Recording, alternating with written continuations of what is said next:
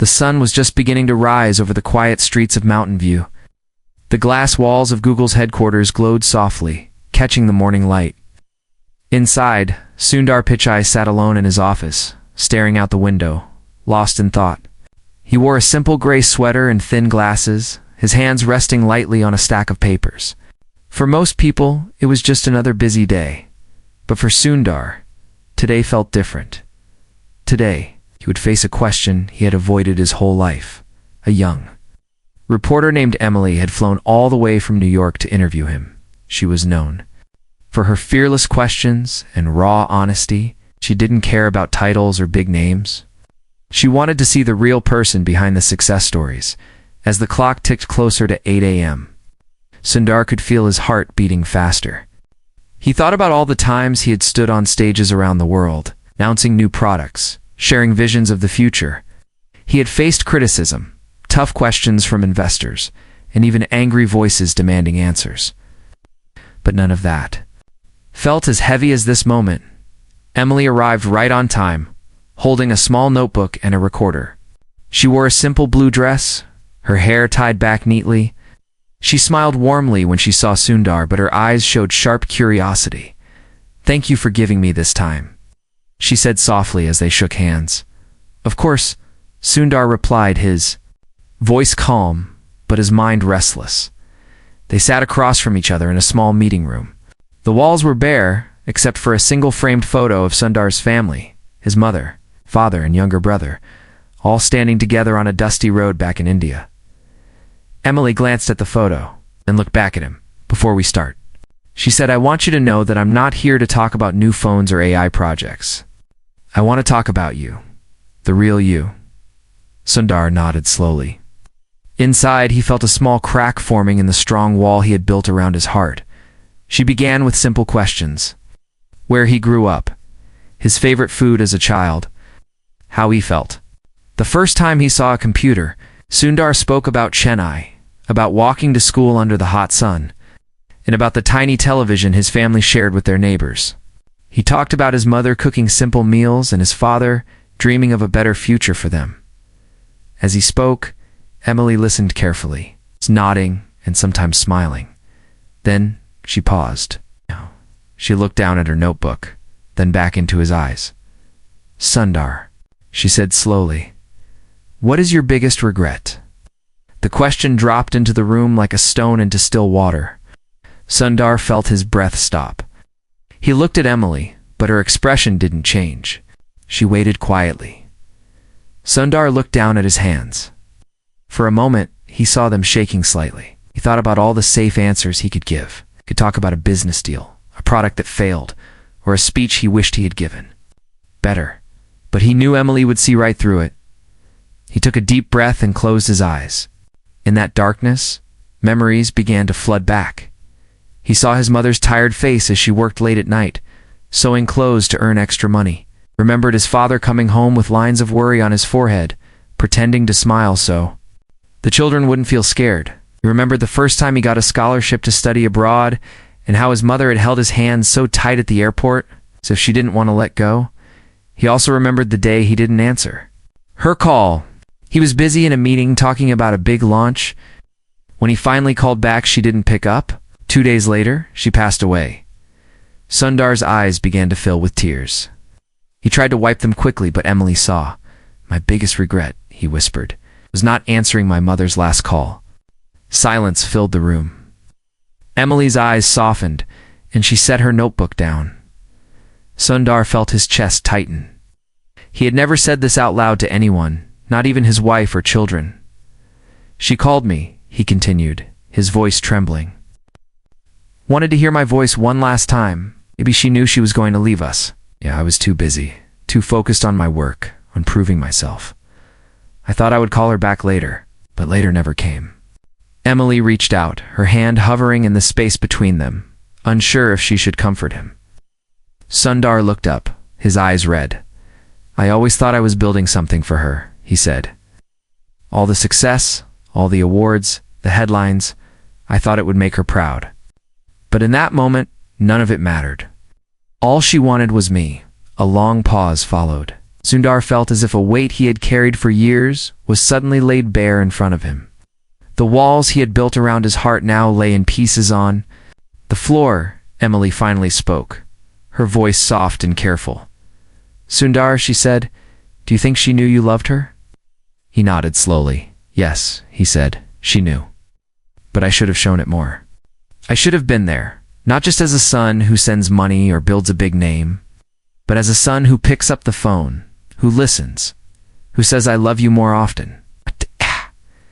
Emily's recorder was still running, but she didn't look at it. Looked only at Sundar, seeing him not as the CEO of Google, but as a son who had lost something he could never get back.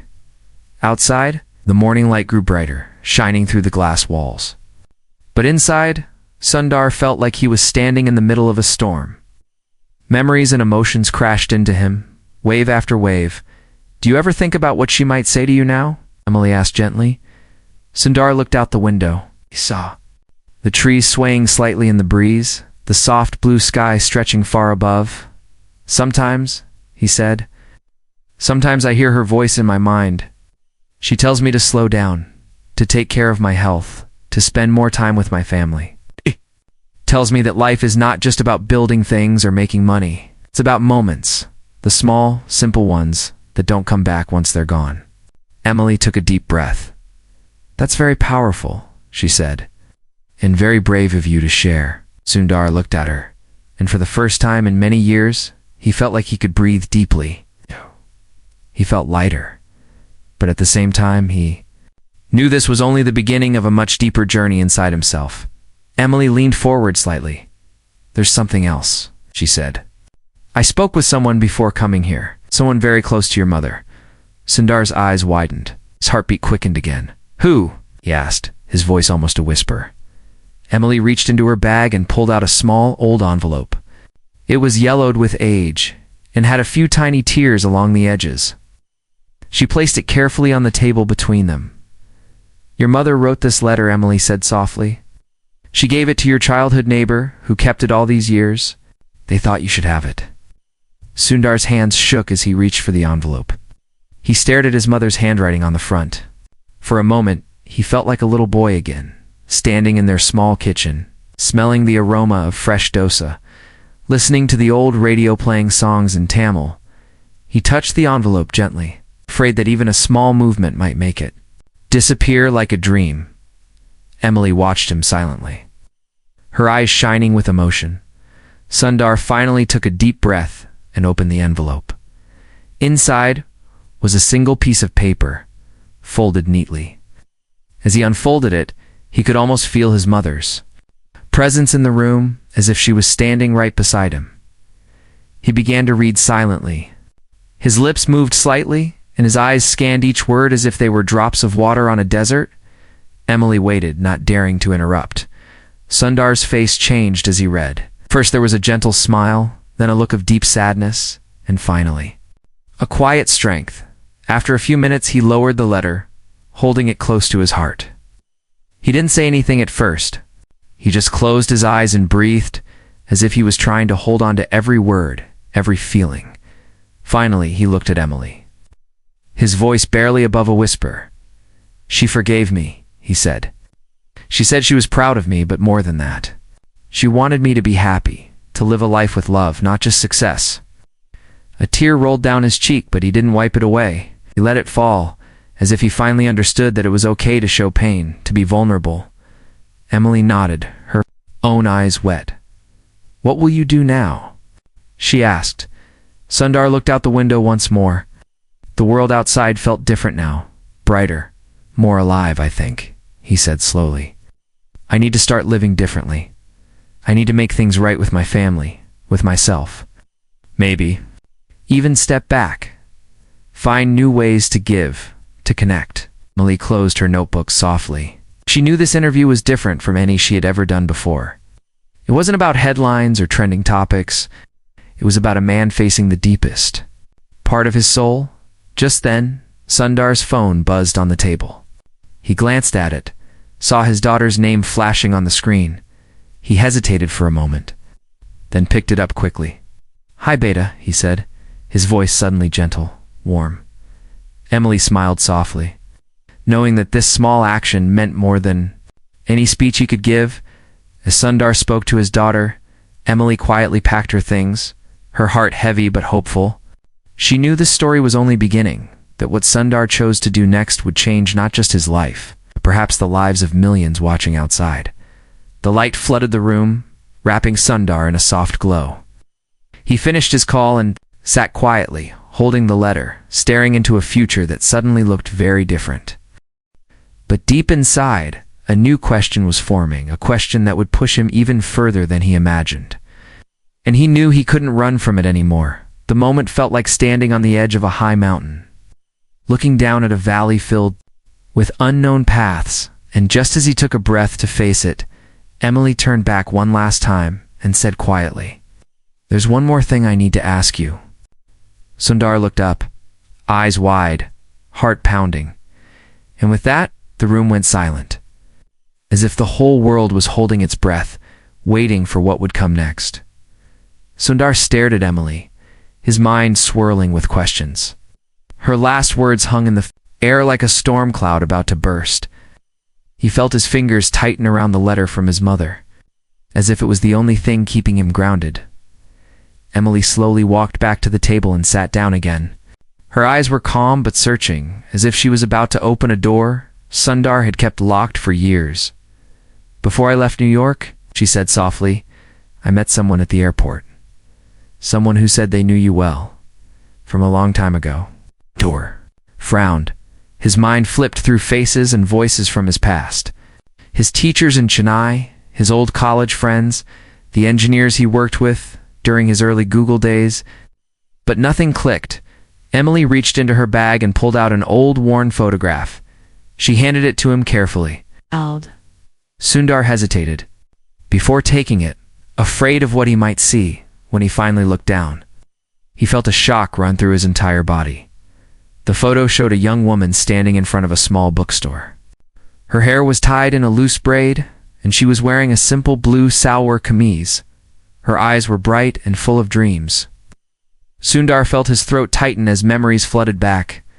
Her name was Meera. What A was his first love. They had met at a small library in Chennai when he was just a shy engineering student. She loved books about the stars, and he loved books about circuits and machines. They used to sit together for hours, sometimes not even talking, just reading and feeling the quiet bond between them. They had promised each other that no matter where life took them, they would always stay in touch. But when Sundar got his scholarship to Stanford, everything changed. He told himself he needed to focus on his studies to build a future that could support his family. Meera had written letters, but he replied less and less. Eventually, the letters stopped coming. He told himself it was for the best. But deep inside, he always wondered what might have happened if he had chosen love instead of ambition. How did you find her?" Sundar asked, his voice shaking. Emily took a deep breath. She moved to New York many years ago. She runs a small community library there now. She told me she'd never stopped thinking about you. Sundar felt dizzy. He leaned back in his chair, his mind spinning. The walls around him felt like they were closing in. "She said," Emily continued carefully, "that she never blamed you for leaving. But she always hoped that one day you would come back and find her. She wanted to see the man you became." Sundar covered his face with his hands. His chest ached, as if someone was pressing down on it with all their strength. He thought of the evenings in Chennai, walking beside Meera on narrow streets, sharing dreams under the yellow glow of street lamps. He had always believed he could control his destiny, choose what to sacrifice and what to keep. But now, he felt like a traveler who had taken the wrong path in a dark forest, only realizing it when it was too late to turn back. Emily watched him silently. She understood this was not just an interview anymore. It was a man breaking open. In front of her, finally Sundar lowered his hands. His eyes were red and wet, but there was a strange calmness on his face, as if he had accepted something he had been fighting for years. Did she ever marry?" he asked softly. Emily shook her head. "No. She said she focused on helping children, teaching them to dream big. She believed in giving them hope." Sundar's shoulders slumped. He felt both relief and a deep sadness. Relief that Mira had found a meaningful life, and sadness that he had not been part of it. I always thought, he said slowly, that if I became successful enough, powerful enough, I could make up for all the things I left behind. But success is not a magic key. It can't open every door. Emily nodded gently. Sometimes the doors we leave closed hurt us the most. There was a long silence. Sundar looked at the photo again, tracing Mira's face with his eyes. She looked so alive, so real, as if she might walk through the door at any moment. "Do you want to see her?" Millie asked quietly. The question hit Sundar like a wave. He had spent his whole life running forward, never looking back. Now, someone was offering him a chance to turn around, to face what he had abandoned. He didn't answer right away. He stood up and walked to the window, pressing his forehead against the cool glass. Below, employees moved like tiny dots, rushing. 2 meetings, typing on laptops, chasing deadlines. He used to be one of them. He was their leader. But in this moment, he felt completely separate from that world. After a long pause, he spoke, his voice low but steady. "I don't know if I deserve to see her," he said. "I left her without a word. I chose my dream over her heart." Emily stood too, stepping closer. "Maybe it's not about what you deserve," she said softly. "Maybe it's about what you need to heal." Sundar turned to her, his eyes filled with a mix of fear and longing. He felt like a young boy again, standing at the edge of a river, afraid to jump in, but knowing he had to. "Can you help me meet her?" he asked finally. Emily nodded. "I can. She agreed to meet you if you wanted to." Sundar felt his legs weaken. He sat back down heavily, holding the photo to his chest. He closed his eyes and remembered Mira's laughter, the way her eyes lit up when she talked about the stars, the warmth of her hand in his. "I used to think," he whispered, "that I could always fix things later. But life doesn't wait for us." Emily placed a gentle hand on his shoulder. "We can't change the past, Sundar, but we can choose what we do next." He nodded slowly. The weight of years of regret pressed down on him, but there was also a small light flickering inside, a chance to find forgiveness, to find peace. Just then, his phone buzzed again. This time it was his wife, Anjali, looked at the screen, hesitating. "Answer it," Emily urged softly. He picked up the call. "Hi," he said, his voice softer than usual. Anjali's voice was warm but slightly worried. "Are you okay? You sound different." Sundar closed his eyes. "I'm okay," he said. I've been thinking a lot. About us. About what really matters." There was a pause on the line. Then Anjali spoke again, her voice gentle. "We love you, Sundar. We always have. Come home soon, okay?" A tear slipped down his cheek. "I will," he whispered. "I promise." He ended the call and looked at Emily. His face was a mix of exhaustion and relief. "Thank you," he said quietly, "for bringing this to me, for making me face myself." Emily nodded, her own eyes bright with emotion. "Sometimes the hardest questions bring the biggest changes," she said. Sundar looked back at the photo of Mira. He felt something shift inside him, a door opening after years of being locked. "Tell me where she is," he said finally. "I want to see her." Emily smiled softly, as if she had been waiting for this moment. "She's in New York," she said. "She's waiting at her library. She doesn't expect anything. She just wants to talk." Sundar felt a strange courage rising inside him. He had faced presidents, prime ministers, giant crowds of investors, but this was different. This was about facing his own heart. "When can we leave?" he asked. Emily looked at her watch. "There's a flight this afternoon," she said. "We can make it." Sundar nodded, determination lighting up his tired eyes. As Emily packed her bag, Sundar stood up and went to his office's desk. He pulled open a drawer and took out a small wooden box. Inside was an old bracelet Mira had given him, made from thin, colored threads. He had kept it all these years, hidden away, as if afraid to remember. He held it up to the light, feeling the rough texture against his fingers. He slipped it onto his wrist slowly, almost reverently. It felt like putting on a piece of his old self, a self he had long abandoned. Emily watched silently, heart aching and hopeful at the same time. "Are you ready?" she asked softly. Sundar looked at her, then at the photo of Mira, and finally at the bracelet on his wrist. He took a deep breath. "Yes," he said firmly, "I'm ready." They stepped out of the office together. As they walked down the long, glass corridor, Sundar felt the world blur around him. For the first time in years, he wasn't thinking about meetings or deadlines or stock prices. He was thinking about a bookstore in Chennai, a young woman with stars in her eyes, and a promise he had once made to himself to live a life full of love, not just achievements. As they reached the exit, Emily turned to him. "There's one more thing," she said carefully. Sundar stopped. His heart began to pound again. "Mira, something she wants to give you," Emily said. Sundar felt his breath catch in his throat. He stared at Emily, his mind racing. "What is it?" he asked, his voice barely audible. Emily looked into his eyes and took a slow breath. "She has a letter for you. She wrote it years ago, but she never sent it. She said it's the last piece of her heart she wants to share." Sundar felt a shiver run through his entire body. The world seemed to tilt slightly, as if he was standing on a thin edge between past and future. "Will you take it?" Emily asked. Gently, soonly, unable to find words. As they stepped out into the bright California sunlight, a million thoughts rushed through his mind. But under all the noise, one clear voice rose. His mother's voice, telling him to go, to heal, to live with love.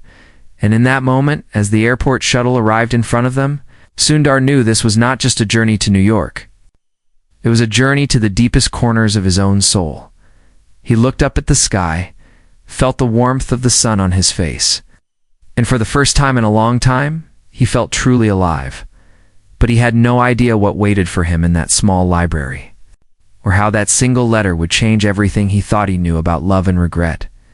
And as the shuttle doors closed behind him, the question that had haunted him for years echoed quietly in his heart. What if I had chosen love instead? The plane took off from San Francisco in the soft glow of afternoon light. Sundar sat by the window, staring at the clouds drifting past like slow-moving dreams. Beside him, Emily sat quietly, giving him space. Sundar held Mira's photo tightly in his hand. Every time he closed his eyes, he saw her standing outside that bookstore, her braids swinging softly, her eyes bright with silent questions. He remembered the smell of old books, the sound of the city beyond the library walls, remembered how she would talk about stars and galaxies, her voice low and full of wonder. He remembered how he used to believe that love was a distraction, something to be postponed until he made it. But sitting there now, above the clouds, he realized he had been running from his own heart all these years. He looked down at the bracelet on his wrist. The threads were faded, but they felt warm against his skin. He could almost hear Mira's voice saying, "Never forget who you are." Emily watched him, her own heart heavy. She had seen powerful people break down before, but Sundar's quiet pain was different, was deep, almost hidden, like a river running beneath a city no one knew was there. "Are you okay?" she asked softly. Sundar turned to her, his eyes tired but calm. "Don't know," he said honestly. "But maybe it's time to stop pretending that I always have to be okay." Emily nodded. There was nothing more to say. Sometimes silence was the strongest comfort. The plane landed in New York as the sun began to set. The city lights flickered on, one by one, like tiny stars scattered across the ground as they stepped out of the airport. Sundar felt the cold evening air rush against his face. It was sharp, almost waking him from a long sleep. They got into a taxi, and Emily gave the driver the address of Mira's library. Sundar pressed his forehead against the window, watching the city blur past. He saw people walking quickly, carrying bags, talking on phones, each one carrying their own invisible burdens, their own secret regrets. He wondered how many people had chosen work over love, success over simple moments. He wondered how many of them would one day sit by a window, holding a photo, wishing they had made a different choice. The taxi stopped in front of a small brick building with a faded sign that read Star Library. Sundar's heart began to pound so loudly he felt it in his throat. Emily touched his arm gently. "Take your time," she said. Sundar nodded. He stepped out of the taxi, feeling his legs shake slightly. He stood there for a moment staring at the building. The lights inside were warm and soft. Through the window, he could see shelves lined with books and a small reading corner with colorful cushions. It felt like stepping into a memory. He took a slow breath and walked toward the door. He reached for the handle but stopped. His hand hovered in the air, as if afraid that once he touched it, everything would change forever. Finally, he pushed the door open. A small bell above the door rang softly. Inside, the smell of old paper and fresh tea wrapped around him like an old blanket. He looked around slowly. There were a few children sitting on the floor, reading. A young woman behind the counter looked up and smiled politely. Then he saw her. Mayar stood near the back, arranging books on a low shelf. Her hair was still long, tied in a braid, but now streaks of silver ran through it. She wore a simple green kurta and looked peaceful, almost glowing in the warm light. She turned, and their eyes met. For a moment, time seemed to stop. "Mera," single quotes, his eyes widened. She stood frozen, a book still in her hand. Sundar felt his breath catch, his heart pounding so hard he thought he might collapse. Slowly, she set the book down and walked toward him. Each step felt like a lifetime. When she finally stood in front of him, neither of them spoke. They just looked at each other. Eyes filled with years of words they had never said. Mira raised her hand gently and touched the bracelet on his wrist. Her fingers trembled slightly. "You kept it," she whispered. Sundar nodded. His throat too tight to speak. "Mare, Sivans," and a small sad smile spread across her face. "I thought you forgot everything," she said, her voice barely above a breath. "I tried," Sundar said, his voice cracking, "but I never could." Mira looked down, her hand dropping to her side. "You chose your path," she said, "and I chose mine. I didn't wait because I thought you would come back. I waited because I wasn't ready to let go of what we shared." Tears filled Sundar's eyes. He wanted to say so many things, how sorry he was, how much he had missed her, how empty his successes felt without her. But no words seemed enough. "I didn't understand back then," he said quietly. "I thought I had to choose between love and my dream. But now I see that real success is not about power or money. It's about the people who believe in us. When we're nothing." Mira's eyes glistened. She looked around at the children reading quietly, then back at him. "This library," she said softly, "is my dream. It's small, but every child here learns to believe in their own light. I didn't become famous, but I found something that fills my heart." Sundar felt a strange warmth spread through his chest. He realized in that moment that Mira had always known the truth he had been running from. "I wanted to make you proud," he said, "but I failed." Mira shook her head slowly. "You didn't fail," she said. "You followed your path. Maybe now it's time to come home to yourself." They stood in silence, breathing in each other's presence, feeling the years of distance slowly melt away. Then Mira reached into her pocket and pulled out a small folded letter. She held it out to him. "This is for you," she said. "I wrote it a long time ago, but never sent it. I thought you might need it one day." Sundar took the letter with shaking hands. He looked at her, searching her face for any sign of anger or bitterness, but there was none. Only kindness, and something even deeper, forgiveness. He unfolded the letter slowly. As he read, his lips trembled. "Dear Sundar, I know you are chasing your dreams. I know you think that is the only way to make your family proud. But please remember, you don't have to carry the world alone. I believe in your dreams, but I also believe in the small things. Morning tea, quiet walks, laughter under the stars. If you ever feel lost, come back to the small things. They will guide you home. Love always, Mara." When he finished reading, Sundar felt as if a heavy curtain had been lifted from his heart. He looked up at Mira, his eyes full of tears. "Thank you," he whispered, "for waiting, for believing, for forgiving." Mira smiled gently, her eyes shining. "We all have our journeys," she said. "Sometimes we walk together, sometimes we walk alone. But the love we give never disappears, stays with us, even when we don't see it." Sundar felt a tear slip down his cheek. He didn't wipe it away. He let it fall, letting himself feel every drop of regret, every moment of lost time, and every small spark of healing. In that quiet library, among books and soft lights, something shifted inside him.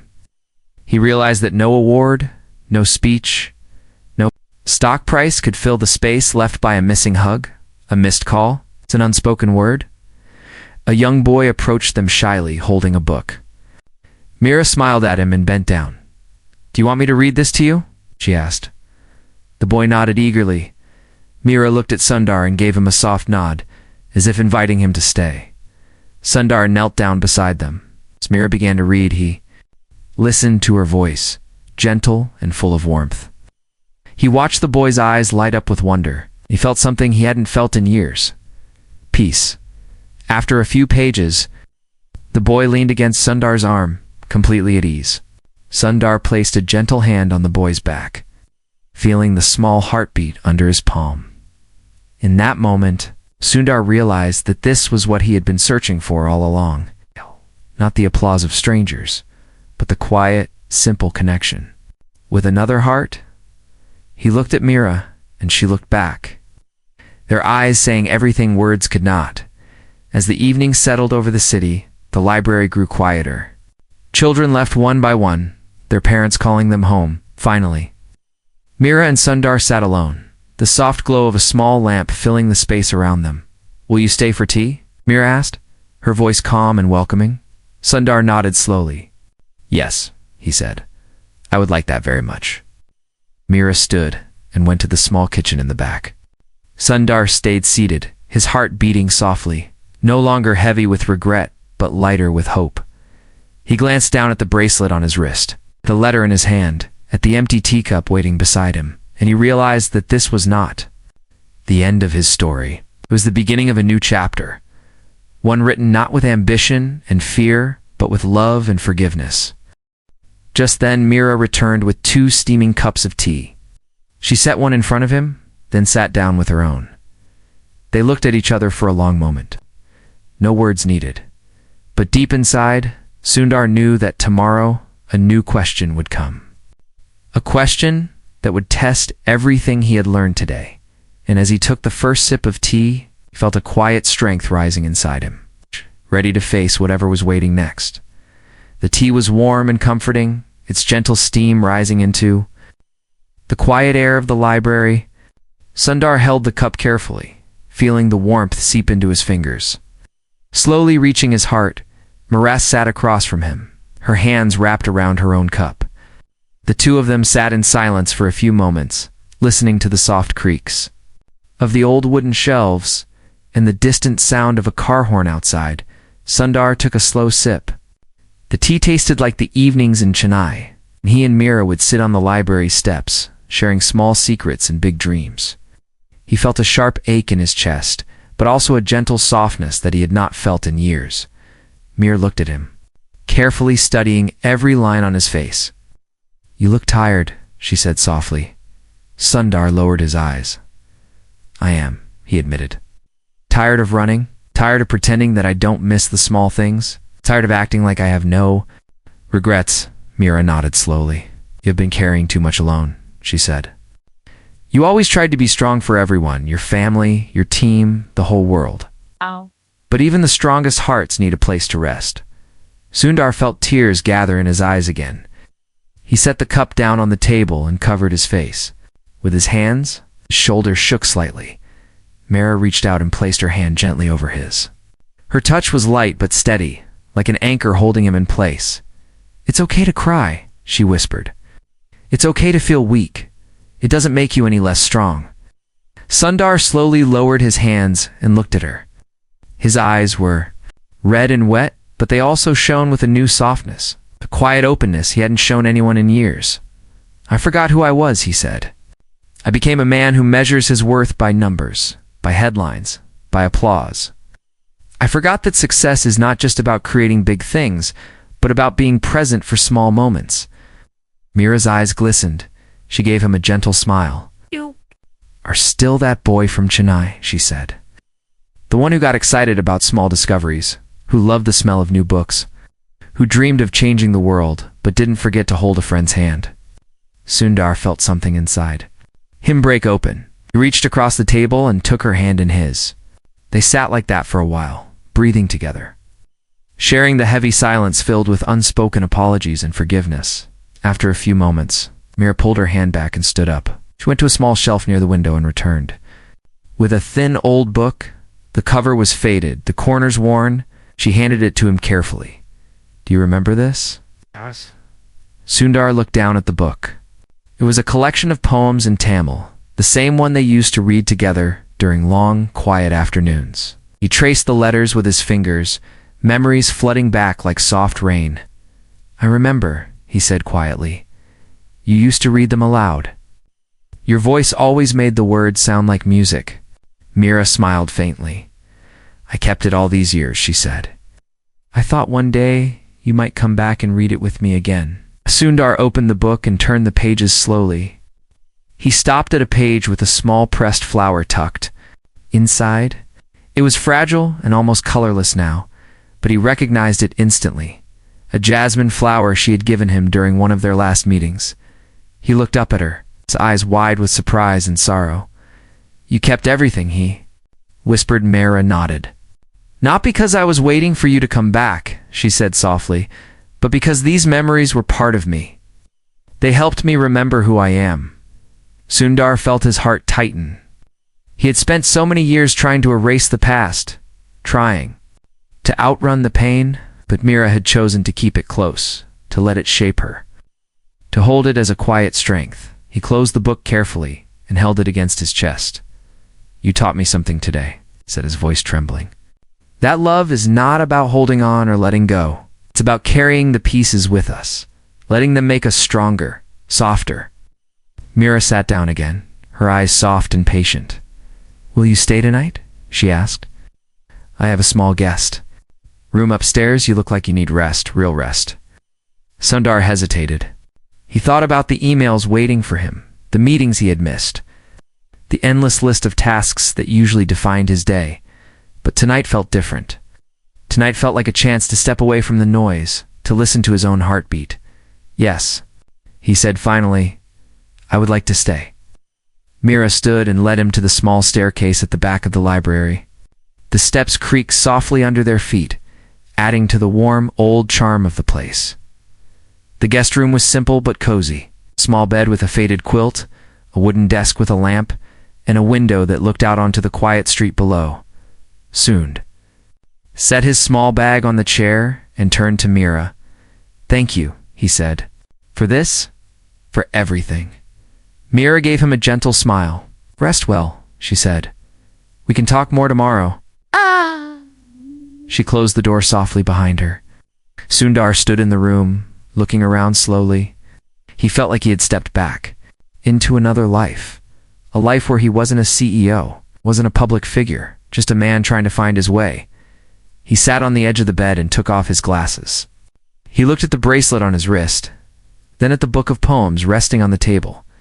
He felt the ache of lost time, the sharp sting of regrets, but also a deep, quiet gratitude for this unexpected chance to heal. He lay down on the bed, pulling the quilt over him. Now, for the first time in years, he felt truly safe, as if he was exactly where he needed to be. His mind drifted to his mother's voice, her gentle reminders to slow down, to cherish simple joys. He thought about his daughter's call, the way her voice had softened his heart, and he thought about Mira, her steady kindness, her quiet strength, her choice to keep their shared past alive without bitterness. As he drifted off to sleep, he felt a strange, peaceful warmth wrap around him. It felt like coming home. In the early hours of the morning, Sundar woke to the sound of soft footsteps outside his room. He sat up slowly, feeling the cool air on his face. He opened the door and stepped into the hallway. Mira was standing by, the window looking out at the street. She turned when she heard him, her face calm but thoughtful. Couldn't sleep? She asked gently. Sundar shook his head. Too many thoughts, he said. Mira nodded, understanding. Sometimes the night brings old voices back, she said. They visit us when we are most alone. Sundar stepped closer, standing beside her. Together, they watched the quiet street, the soft glow of the street lamps, the empty sidewalks. What do you see when you look out there? He asked. Maya thought for a moment.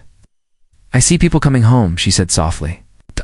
Even if they don't know it yet, even if they think they are just moving through life, we're all finding our way back to ourselves, one step at a time. Sundar felt those words sink deep into his heart. He turned to her, his eyes searching. Do you think it's too late for me? He asked, his voice small, almost like a child's. Mira turned fully to face him.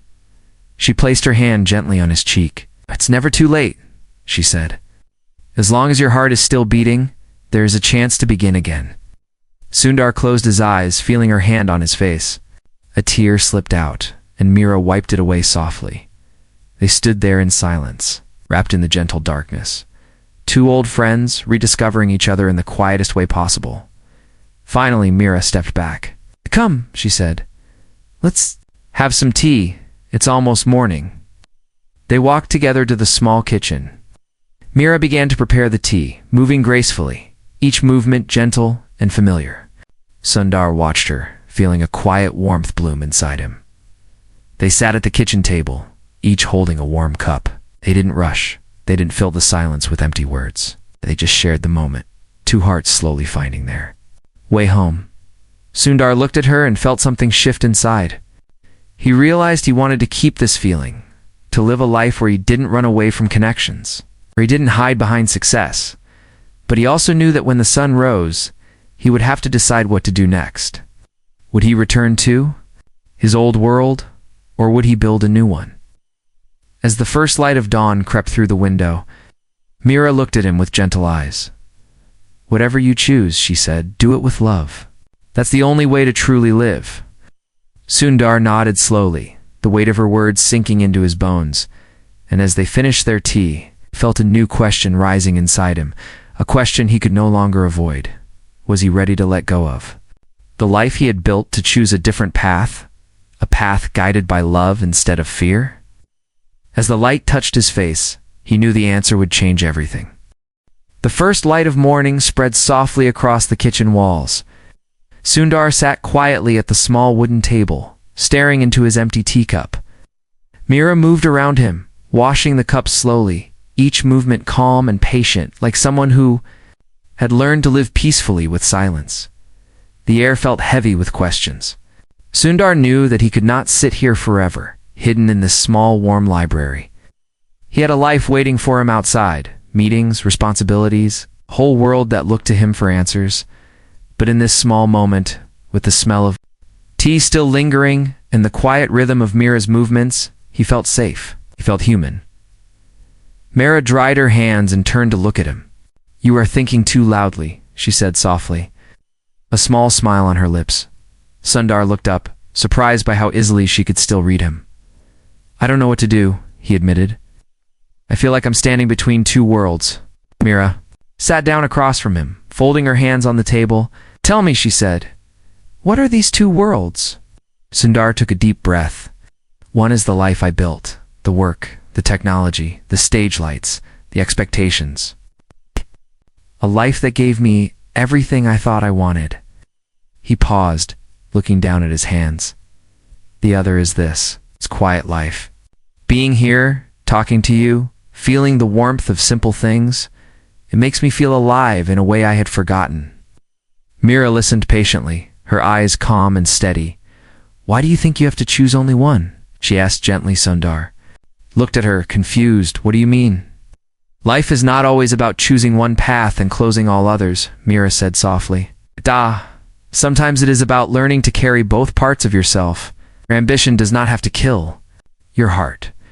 Your heart does not have to erase your dreams. Her words settled into Sundar like soft rain. He felt a sudden warmth spread through his chest. as if her voice was reaching the deepest, quietest corner of his soul. "But I have hurt so many people," he whispered. "My mother, my family. Even you," Mira reached out and took his hand gently. "We are all human, Sundar," she said. "We hurt others. We hurt ourselves. The real question is not whether you have made mistakes, but whether you are willing to learn and change." Sundar's eyes filled with tears. Her hand lightly, feeling her warmth spread through his fingers. "I don't know if I can change," he said. "I have spent so many years running." Mira leaned closer. "Running from what?" she asked softly.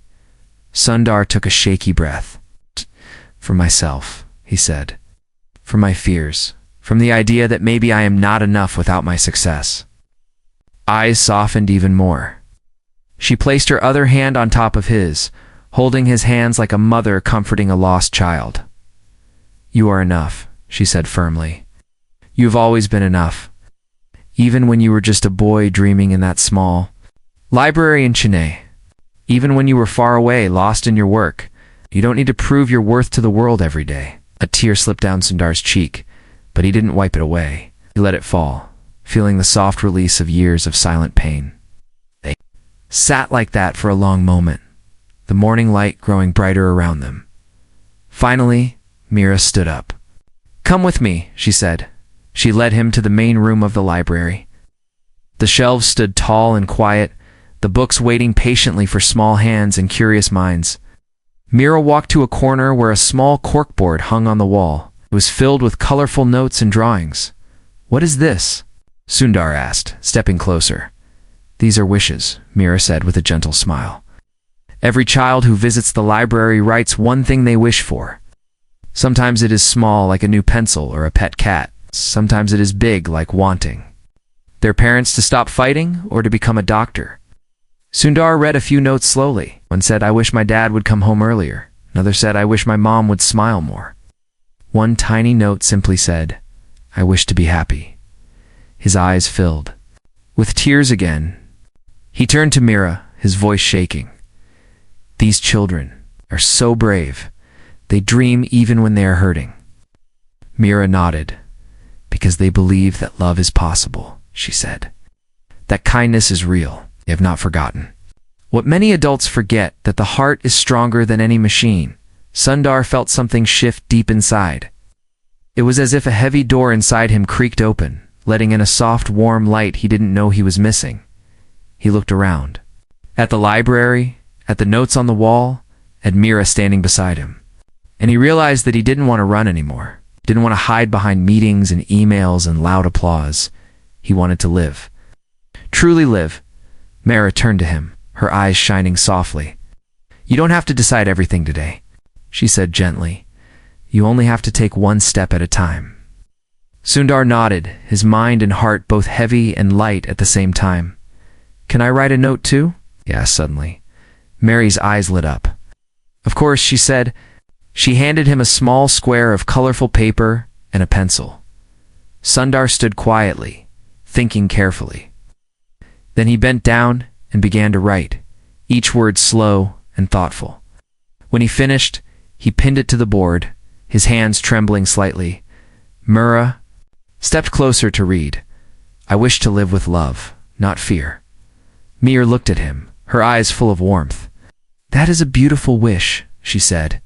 Sundar felt a small, shy smile spread across his face.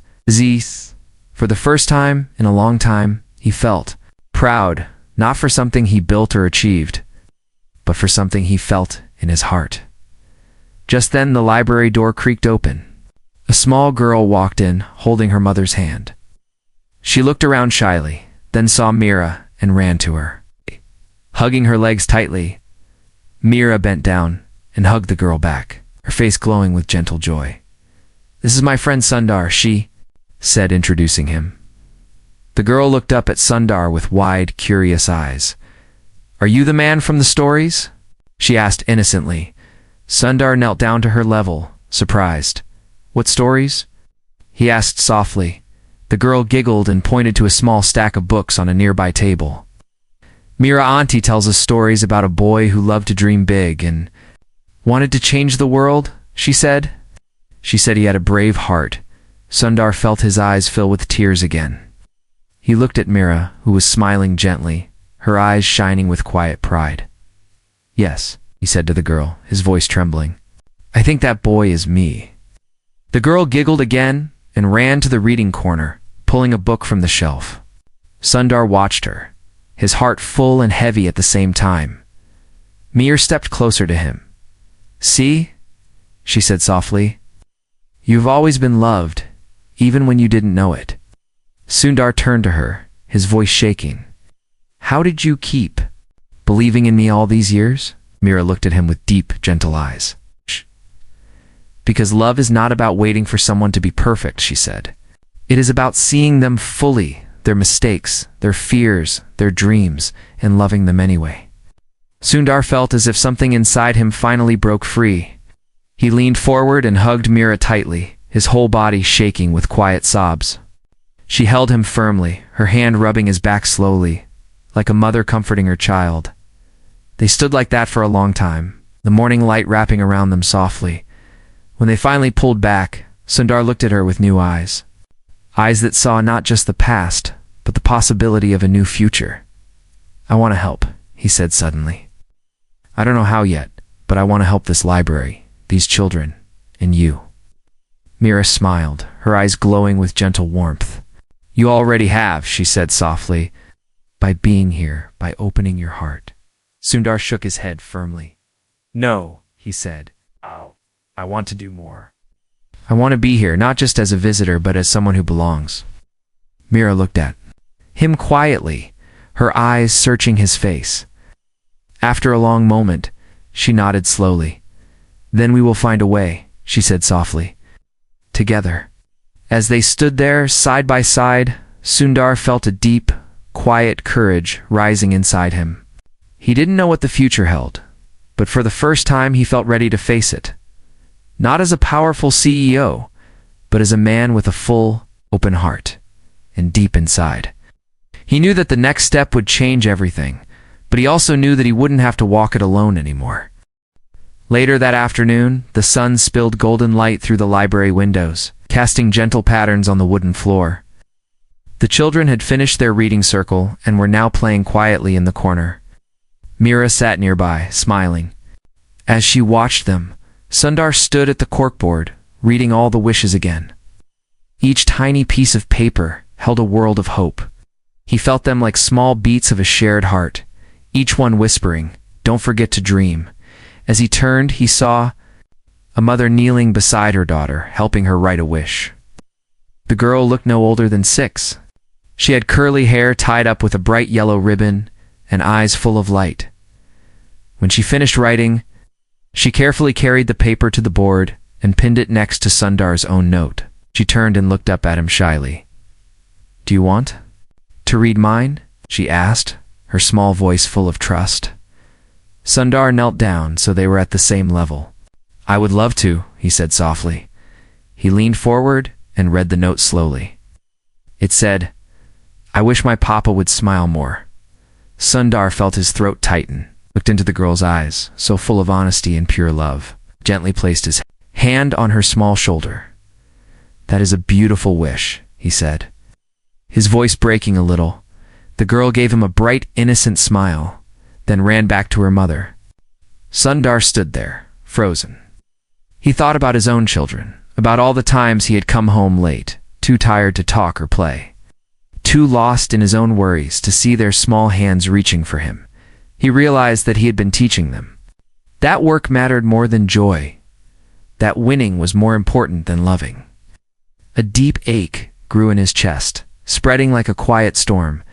Mara came to stand beside him. She followed his gaze to the little girl, then looked back at him gently. You have always carried so many people's dreams on your shoulders, she said softly. But maybe it's time to learn to share them, to let others help you carry the weight. Sundar nodded slowly, his eyes full of tears. He didn't bother to hide anymore. I want to go home, he whispered.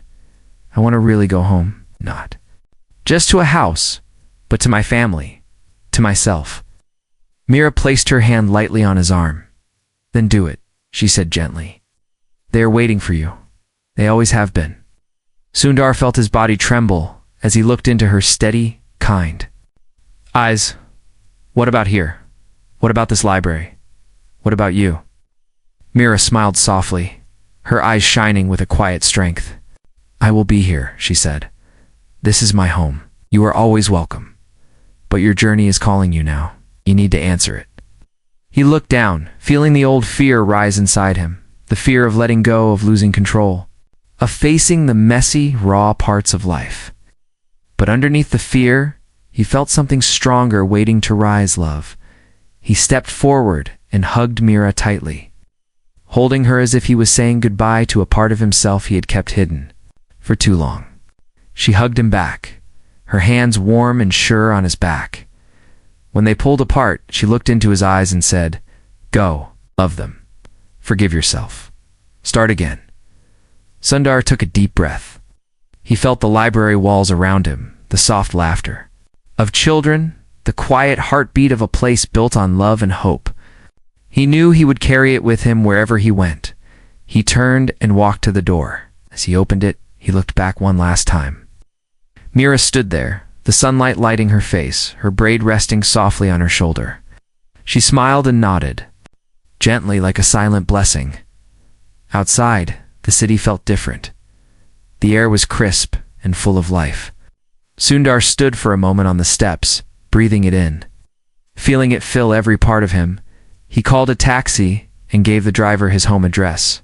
As they drove through the busy streets, Sundar watched the people passing by, couples holding hands, parents pushing strollers, an old man feeding birds. Each small moment felt sacred, full of stories he had ignored for too long. When the taxi stopped in front of his house, Sundar felt his heart pound in his chest. He stepped out slowly, his legs weak, but his spirit stronger than ever. He walked up to the door and hesitated. He could hear soft voices inside, laughter echoing through the walls. He took another deep breath and rang the bell. Angela opened the door. Her eyes widened in surprise, then softened instantly. Sundar, she said, her voice full of warmth and relief. He stepped forward and hugged her tightly. He felt her arms wrap around him, strong and gentle, holding him in place. I'm sorry, he whispered into her hair. I'm so sorry for all the times I wasn't here, for all the moments I missed. Anjali pulled back slightly, her eyes full of tears. She touched his cheek, her fingers trembling. You're here now, she said softly. That's what matters. He looked past her and saw his children standing behind, their eyes wide with surprise and hope. He knelt down and opened his arms. They ran to him, wrapping their small arms around his neck, burying their faces into his shoulders. He held them, tightly breathing in the smell of their hair, feeling their tiny hearts beating fast against him. I missed you, he said, his voice breaking. I love you more than anything. His son looked up at him, his eyes shining. Are you staying home now, Papa? Sundar nodded, his own tears falling freely. Yes, he said, I'm home now, truly home. They all stayed like that for a while, a bundle of warmth and love on the floor of the entryway. Later, they sat together in the living room. Sundar listened as his daughter told him about her new drawing, as his son showed him a small toy robot he had built. Anjali sat close by, her hand resting gently on his knee, grounding him in the present moment. As the evening turned to night, Sundar felt a peace he had never known before.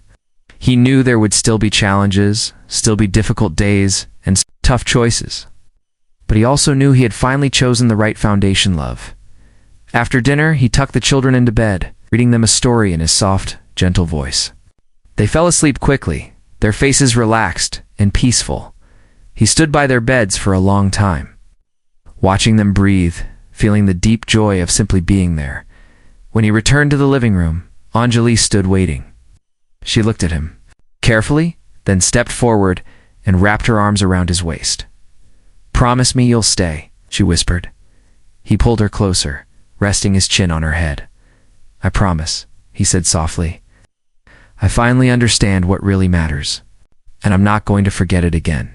They stood together in the quiet room, feeling the warmth of each other's presence, a soft beat of shared hearts. Later, as they sat together on the couch, Sundar took out his phone and opened his email.